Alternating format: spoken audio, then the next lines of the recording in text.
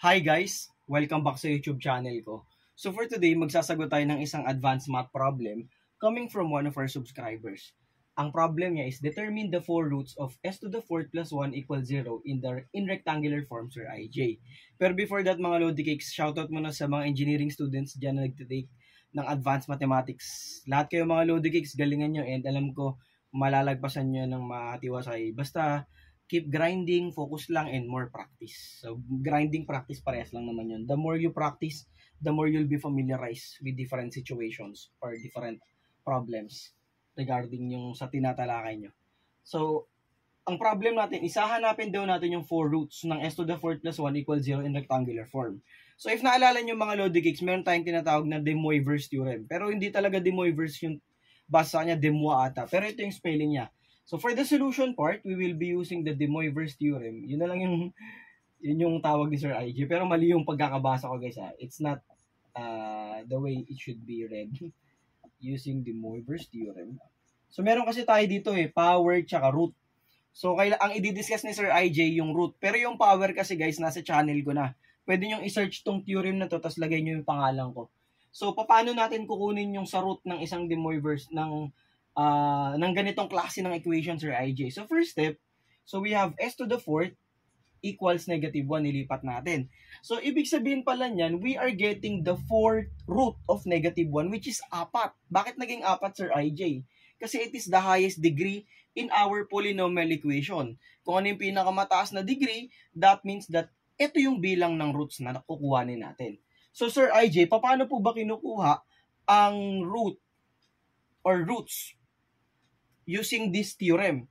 So, ganito lang yan mga Lodi Cakes. If we are given a complex number expressed in polar form as r angle of theta, tapos naka-raise siya to a certain 1 over n. Ano ibig sabihin ng 1 over n, Sir IJ? That is the nth root, mga idolo, okay?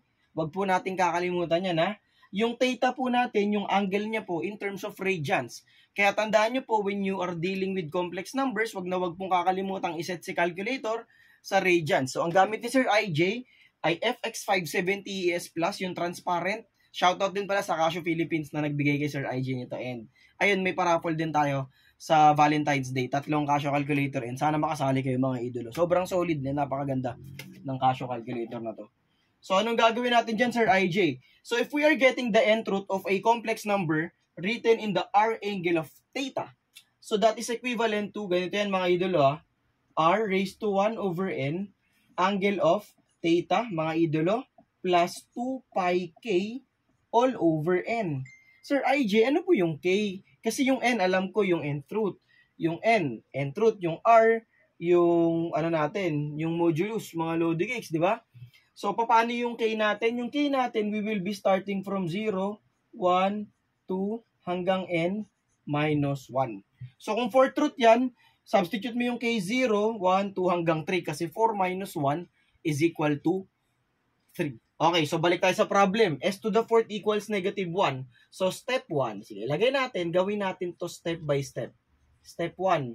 So, yung negative 1, i-convert natin dito sa form na to. Polar form. So, negative 1, convert natin kay r angle of theta, naka-radians. So, pwede nyo kunin yung Casio calculators nyo since calculators are allowed naman sa subject na to. So, pwede kayong pumunta sa complex, mode complex. Tapos, type nyo yung negative 1. So, pag tinype nyo yung negative 1, mga idolo, nasa mode complex po kayo, ha. So, just press shift to 3. So, lagay nyo, mga idolo, shift to 3. Just make sure na naka complex mode. Okay, tas equal lang mga idolo.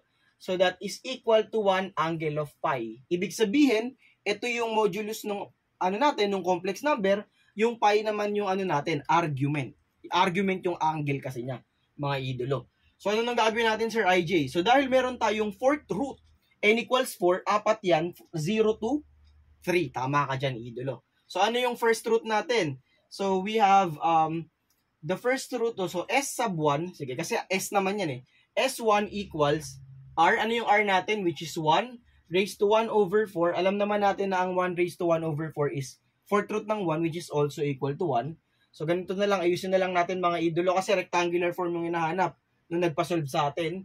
So, ang theta natin will be pi plus 2 pi. Simula tayo sa 0 over 4. So, if we will evaluate this mga Lodi Cakes, 1 angle of pi over 4. So, pwede nyo nang i-type sa calculator yan. And then, ang makukuha nyong sagot in terms of the rectangular form, ilagay nyo lang 1 angle of pi over 4, mga idolo. Or that is equivalent to square root of 2 over 2 plus square root of 2 over 2i. Depende kung anong gamit nyo mga engineers. Kung j, edi j. Kung I, okay lang naman. So, depende naman sa inyo yan. Sa S sub 2 natin, so we are getting now yung k na 1 kasi nag-start tayo sa 0. So, 1 angle of pi plus 2 pi multiplied by 1 all over 4. So, that is 1 angle of 3 pi over 4. Kapag sinimplify nyo itong mga Lodi Cakes, cis theta kasi yan. Cosine ng 3 pi over 2 multiplied by 1 kasi yan eh. 1 times cos 3 pi over 4. Ang cosine ng 3 pi over 4 is negative square root of 2 over 2. Tapos plus, ang sign yan is positive pa rin. So plus square root of 2 over 2i. Kabisado lang ni Sir IJ yan kasi nasa unit circle yan. Pero pwede nyo nang gamitin yung calculator nyo. So solving the same thing, so kapag k is 2, 2 pi times 2, that's 4 pi plus pi. That's 5 pi. So that will be 1 angle of 5 pi over 4 in which third quadrant to both cosine and sine are negative. So kapag sinimplify nyo to sa calculus, magiging ganito na siya. So i-press nyo lang na to sa calculus mga Lodi Cakes. Kapag may question po kayo, huwag kayo mahiya mag-comment mga idolo ha. Sir IJ is willing to help and address your clarifications. Kapag 3 naman yan, 3 times 2, that's 6 plus 1, 7. Tapos lagay na lang ng pi. So cosine ng 7 pi over 4, positive yan kasi nasa fourth quadrant. Minus square root of 2, ang sign niyan is negative kasi nasa ilalim. So, ito na yung magiging sagot natin. Ito, tsaka ito. So, yun lang guys mga Lodi. Ang pinaka-importante dyan is ito po. R angle of theta raised to 1 over n will be equal to R raised to 1 over n, angle of theta plus 2 pi k all over n, where k starts from 0 to n minus 1. Okay, wag nyo kakalimutan. Sana mga Lodi Cakes, may natutunan kayo kay Sir IJ sa video na to and I always hope you're the best.